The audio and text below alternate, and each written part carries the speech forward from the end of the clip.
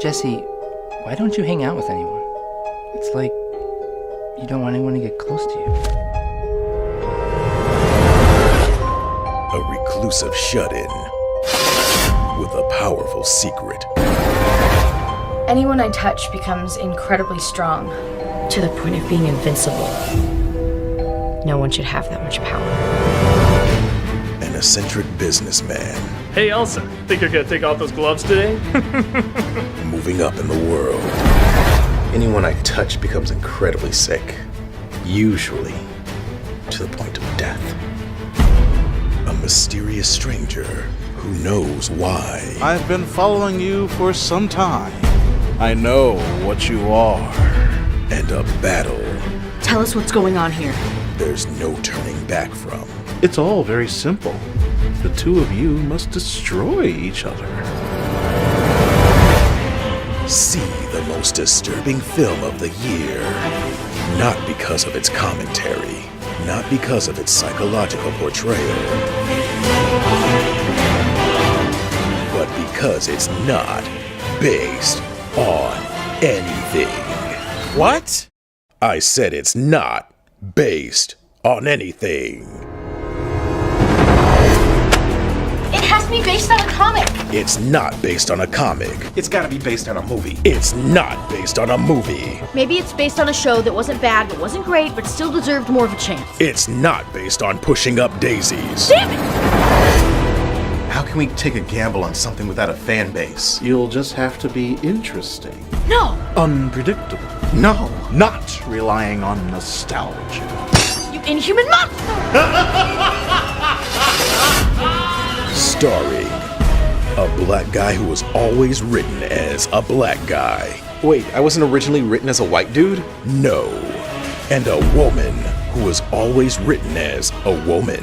Wait, I wasn't originally a white dude? No. How are we supposed to cause controversy on the internet? You have to actually say something new, What? relevant, and rely on word of mouth after it comes out. Face the horrors of something original. It's like a bad dream. Oh, thank God.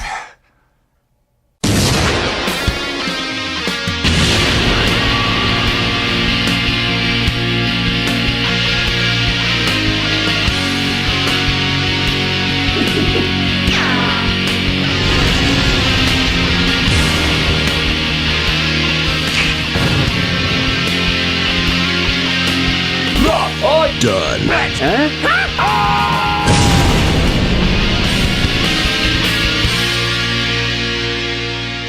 Hello, I'm the Nostalgia Critic guy, remembered so you don't have to.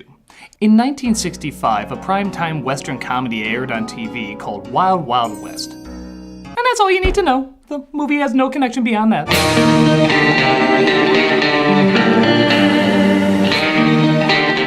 Based on the series about a duo of cowboys who get into gunslinging adventures, the movie goes for a slightly different take, with Will Smith as the lead, a steam-powered wheelchair with a drunk Kenneth Branagh attached, and a giant mechanical spider blowing up cities with fireballs. That's the big screen adaptation I would think of with a show like this. Don't judge your house by its shutters. Now, how about windows? Not only is this known as the worst film from Kevin Kline, the worst film from Kenneth Branagh, and the worst film from Barry Sonnenfeld for the moment, but this was the movie that busted Will Smith's success streak. After leaving his smash show and making gigantic hits all in a row, this was the first film to have us say, damn it, we have to hate Will Smith in something! Granted, we would eventually get used to that feeling, but this was the movie that started it! Did the show even have that big a following to throw this much money at it? Did they think kids were really gonna get excited for a Western from the 60s? It's one of Hollywood's biggest head scratchers. So what the hell went wrong? Well, saddle up and get ready to cry into the sunset. This is Wild Wild West. And you immediately lost me. How'd you do that? Was that a second? Was that even a second? That was amazing. What would make me want to know what happens to a man with a hubcap neck brace being chased by a plastic pizza from the Ninja Turtle toy? This movie raises questions. Like, why would I want to watch this movie? We then cut, to Will Smith making love in a water silo. Trust me, this isn't the only time a large group of people will taste Will Smith not giving a shit. That's good, LG. I'm not working. Oh, don't worry, Will. Nobody will think you're working when you're in this film. Problem solved. Hold on there, Belle. You can't just go ramming a man's personal things into some hole like that. A family picture! Actually, this film was PG-13 before that meant PG, so you might want to change that. A stupid line! That works. But it'd just be raining black people in New York as he falls out of the silo and onto a bunch of smugglers. Well, well, we got us a shiny. What did he say? The sheriff is near! He wants to figure out where these smugglers came from, so he traces them back to a brothel where Kentucky Fried Jesus! I'm very flattered, but I'm just not interested. Okay, does this Western take place in progressive times, or is that honestly supposed to fool us? Oh, I'm so sorry that won't be possible. I have a tonsillitis. I identify as unfunny. Gotta be interested. You're a whore. I work alone. Huh. Thought you were above the obvious booby trap line, huh? Well, don't worry. There's plenty of other unfunny lines to make up for it. Like when we see how Donald Trump inspects his wives. Hey, he sacrificed a lot. And one of the henchmen chooses Klein. Oh, hey! Now I know how Michael Bay gets people to see his movies. You ever really step back and look at Megan Fox? Now tell me, who's in that sack in the other room? Which scientist is it? Is it Dr. Escobar? Who do you work for? Who paid you to kidnap Escobar? And tell me who's stopping me from being humorous until Bob's Burgers. Smith interrupts, but a wagon of explosions is sent hurling towards them. Now what? It blows up the tavern and we'll just assume they survived. Yeah, it's kind of like Batman in a death trap. Who really cares how he escapes outside of everybody? Hey everyone, I was looking for the tone. Does anybody know the tone? I'm getting kind of a Baz Luhrmann, Mel Brooks thing. Is that what we're doing? I mean, I see Kevin Kline in more obvious bad makeup, so I didn't know. Oh, we're supposed to fall for that. Well, I mean, who is that person? Obviously not Kevin Kline. Yeah, he does a dual performance in this as both the spy and President Grant for honestly no reason except to give the impression that he's great at disguises. I am the president. I'm Artemis Gordon. How did you know? President went to West Point. That says Harvard. Also, you're terrible at what you do. Yeah, the comedy behind these disguises doesn't work if they're this obvious. How much funnier would it be if when he's dressed up like a woman, they hired a real woman? Like his makeup is that good. Or even if he's gonna look like himself, why not have the voice of a real woman come out of his mouth? There's like a million ways that this could actually be made funny. But nope, instead they're just like, hey, did you see Fierce Creatures? Neither did anyone else, so we can steal from that. One day it's going to get you killed. He talks about all these kidnapped scientists and of course wants Smith and Klein to work together because haha. I don't need intelligence to tell me that. No, you'd rather rely on stupidity. Look, you two are the best I've got. Really? Find this madman, whoever he is. And please do so with half the props from Jackie Chan's Around the World in 80 Days. Asshole! Smith catches up with Klein's awful green screen, but Klein's awfully pointless trampoline floor leads to Klein's awfully unfunny knee slapper. Oh, nice of you to drop in. Do you like that line? I got it from Fuller House. I'm just putting the final touches on my latest invention. Comedy? The impermeable. Yeah, I knew you would make that. So they put a light in a man's head to see the last thing he saw before he died, and realized they had to go to a costume party to figure out who's the villain behind it. I'd go as a government agent who's going to shoot and kill General Bloodbath McGrath. An armed Negro cowboy costume in a room full of white Southern former slave owners. Yeah, why did the president choose a black guy to blend into the Deep South? But per Klein's ever-expanding fetish, he wants Smith to dress up as a woman. Afraid you're wrong. Touch my breast. Just one. Touch one. Okay. You happy, Gordon? I'm touching your breast. I knew it. Wait. Squeeze it gently. Not that hard. Let's measure the awkwardness from the faces you're making right now. You might notice a lack of laughter and an inability to find joy. You'll find that your face has entered the dazed and abandoned mode. This is when you slip into a hypnotic state of annoyance where you want to be angry, yet all emotion has been drained from you, to a point where you don't even care or remember why. Now you've shifted all the buckwheat around. Buckwheat? That's your problem. Now touch my breast. Upon further inspection, we now see that your face has entered the hollow mode. This is where your mind has left your body, leaving you, like the movie, an empty hollow shell. You feel nothing, want nothing, so will take nothing. Ooh, huh? Now that's what a breast is supposed to feel like. Very nice. The next phase is called the dead mode. You are physically dead right now. You have surrendered your life to this awful moment, and it has claimed you. You discover that the afterlife is bleak and meaningless. Now touch yourself. Oh my god, I'm hard. And finally, we have the zombie mode. Just when you thought death was the end, it turns out to only be the beginning. The pain, suffering, and long-lasting thirst for blood will lead you on a quest to search for brains but find none from anyone who has been associated with this movie. I'm sorry. I'm just sorry. So Smith sneaks into the party where he sees a dancer, played by Selma Hayek, being forced against her will to make love to a man and even gets choked to partake in his kinky sex games. Well, sucks to be her. Off you go, Will Smith. Sometimes a bitch just gotta be choked. What a terribly clever costume, Mr. Jim West. Yeah, kinda wondering why I snuck in here if nobody was gonna question why I was here. West meets East. Merely East. Ma'am. Oh, by the way, there's a woman getting strangled at the end. Never mind. See anybody that looks familiar? Matter of fact, I do. Her name is Joke Everyone Can See Coming, where it's actually a lady this time and not Kevin Kline in drag. It's Norwegian, I think. Give our villain some credit for having arguably the weirdest fucking entrance ever seen in a Western.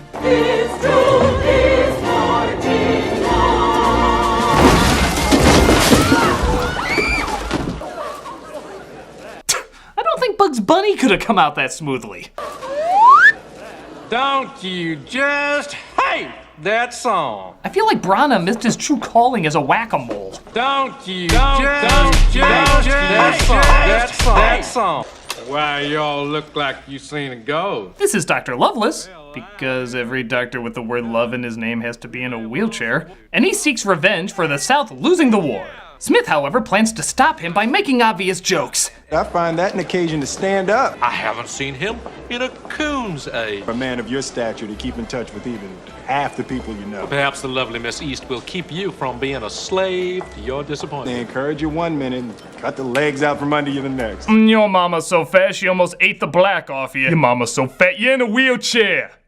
So Smith tells Klein to meet him outside. Klein being obviously here and not here, but the film thinks we don't know that. You're in for a big surprise when you get this one in the saddle. Keep holding my hand, movie. Make sure I don't poop myself. In fact, they think you're so dumb that they actually end up doing this joke twice. Maybe they think the first time they did it was so subtle that they just had to spell it out more. Hang him! As the crowd wants to hang Smith for touching the woman's breast, but figure it's crueler to let him hang himself. For there is a solid 2 minutes of Will Smith just talking on its own, and it's painful. It's so painful. It's like watching a flame war in the YouTube comments. Not funny, not smart, and everybody loses. Whole drumming on the boobies thing. All I was saying to the gal was, nice dress, darling. Good to see you. My name's Jim. How's your mama?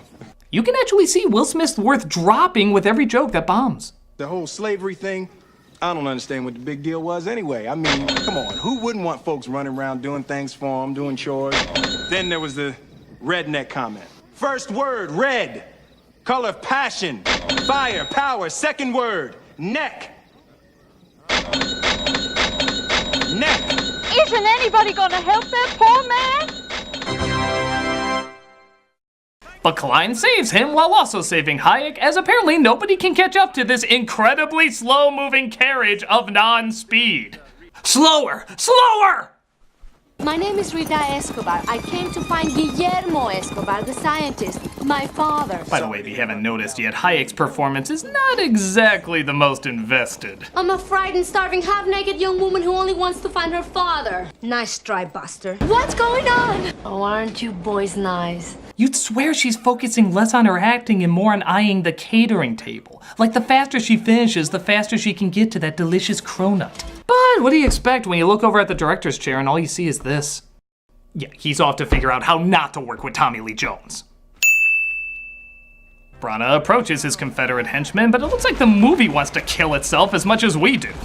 You sawed-off sadistic bastard! You surrendered at Appomattox. So who betrayed whom? As one half of Gary Oldman, both literally and figuratively, I need my evil to outweigh my practicality. And how's this for a joke? He kills the guy with the horn in his ear as the dog takes a look, recreating the RCA logo. That'll get all you youngins rolling in the aisles! Every minute this movie brings a new sigh I didn't know I could make. But hey, after 50 minutes of boob jokes, steam tanks, and exploding Abe Lincoln heads, let's get serious for a minute. You saw it. I heard about it. Week before the war ended in '65, I was with the 9th Cavalry. We discovered old folks, women, children slaughtered. They're used them for target practice. Women and children used as target practice. Wild Wild West. When I stroll into the Wild Wild West. Oh man, this movie's really saying something. Obviously, it really earned this super dramatic, grim moment. Let's allow the emotion of this incredibly disturbing imagery to sink in. With jokes about Selma Hayek's ass, which immediately follows. God, the curvature of her buttocks. Not even kidding. The very next scene is just making jokes about her ass. She's a breath of fresh ass. You said ass. She's a breath of fresh air. Let's just get some shut ass. Totally makes you forget about the whole women and children being used as target practice. Fuck. I do wish more movies would mix Pluto Nash-style humor with Holocaust imagery. You know, this film is so harsh and empty, I feel like Nietzsche wrote something about it. Well fucking said.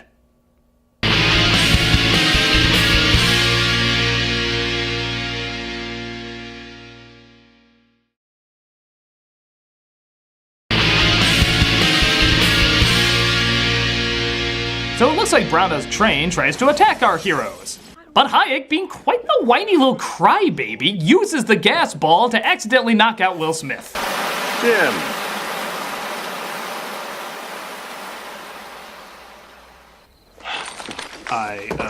Did we miss a scene? What a marvelous train. You don't mind me borrowing it, do you, gentlemen?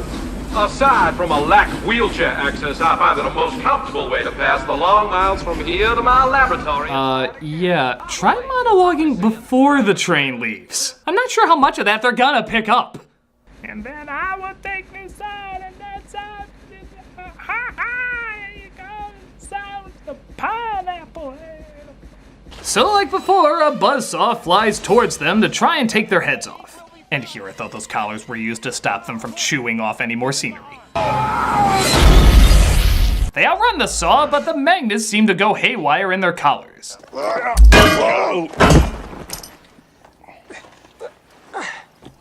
You all right? Yeah, I'm just peachy.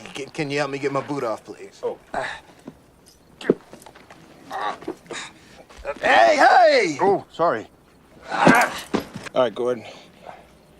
I'm gonna undo your belt. I'm gonna run as fast as I can that way. You run as fast as you can the other way. Let me make sure I understand your plan. You're going to run as fast as you can that way, and I'm going to run as fast as I can that way. So, was there anybody left in the theater at this point? Was there any one person who was like, I want to see where this is going? I put my trust in this, that this will lead somewhere worthwhile. Even the insects who eat off the theater floor are like, hey, where'd all the people go? Yeah, there's usually more food on the ground than this. Is there a reason that the projectionist hung himself with the film strip? Could it be that this movie has something to do with it? I don't know. Let's watch. Gordon, I think you need to calm down. I can't be calm. No. I'm the master of the mechanical stuff, and I have to help you. You, the master of the stupid stuff. Well, that's just selfish. Who's gonna gas me? So they escape and finally see what Branagh has been working on this whole time. A great big mechanical spider. I would cut to my Dr. Smith character doing the traditional spiders thing, but honestly, I don't think it's worth the makeup. I know it's not. So Smith and Klein try to leap into action. You know how to ride, don't you? Yes, I know how to ride. A horse. Yes, when the situation calls for something primitive. How about now? There's a gigantic spider stomping toward our president.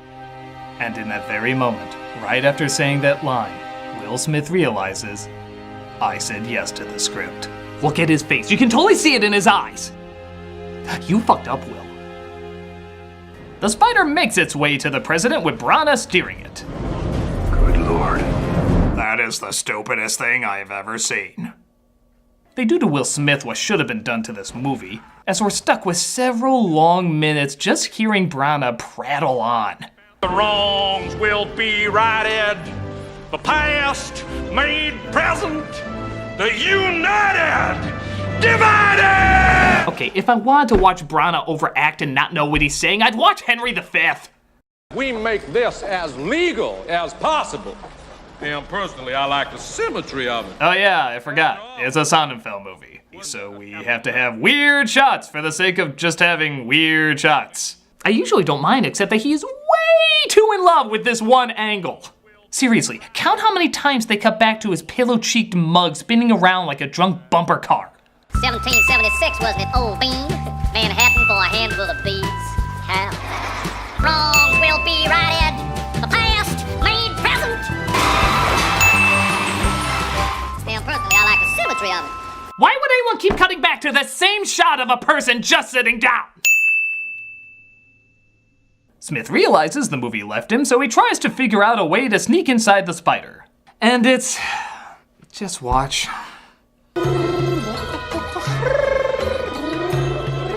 Yup, a very select number of nightclubs are made very happy right now, while everyone else watches in awkward discomfort.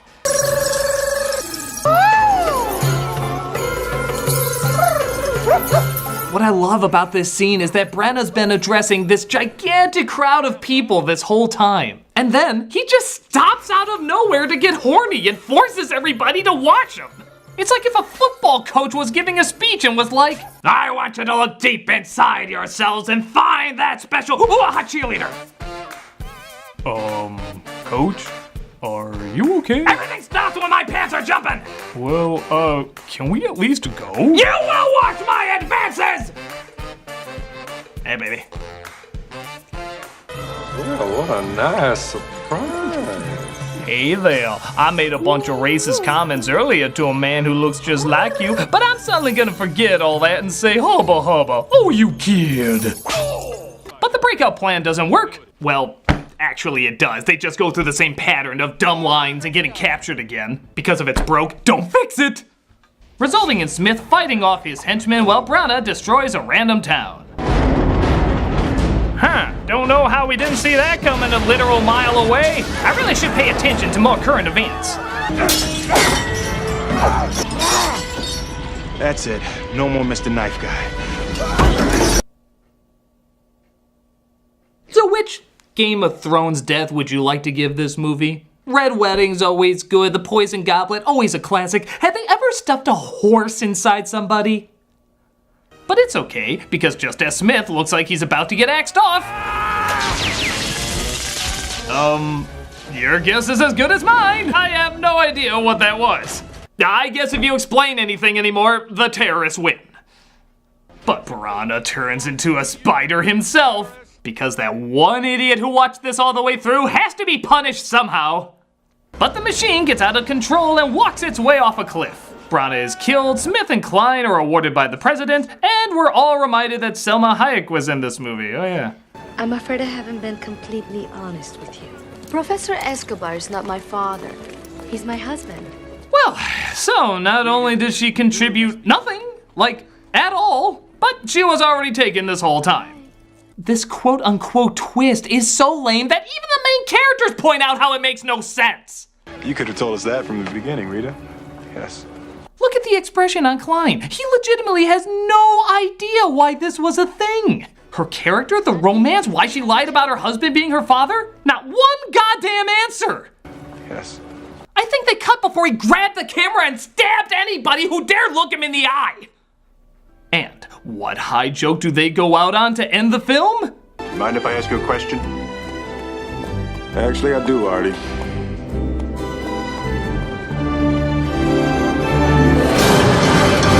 I'll share it with you when they actually give one.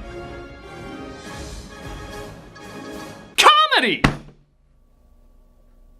That is what this was meant to be, right? This is one of the biggest high-budget cinematic question marks. At least with most bad, unfunny films, you have an idea what they were going for and it just didn't work.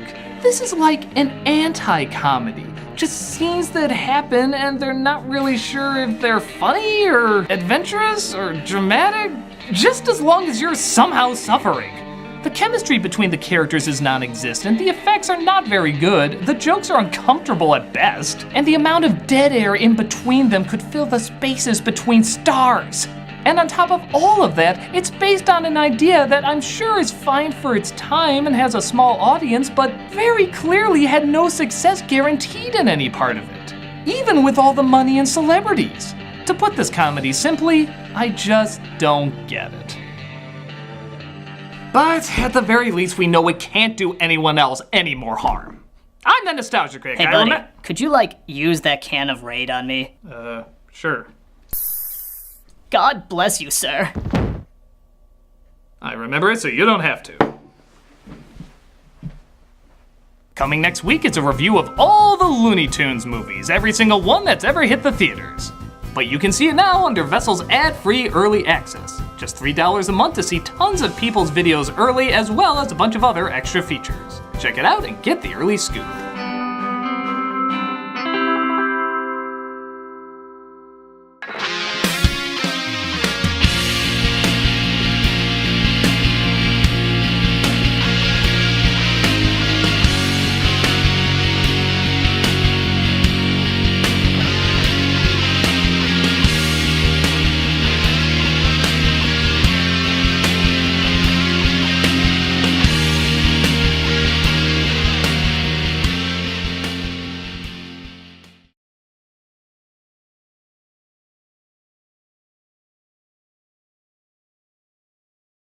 Hey, Doug Walker here doing the charity shout out. This week we are doing the Starlight Children's Foundation. Since being formed as an Australian children's charity in 1988, this foundation has brightened the lives of seriously ill and hospitalized children, young people, and their families throughout Australia. Living with illness or injury can cause enormous strain in the lives of children and their families. The pain, loneliness, and isolation that sick children feel dominates their lives, and they often miss out on normal experiences that healthy children take for granted.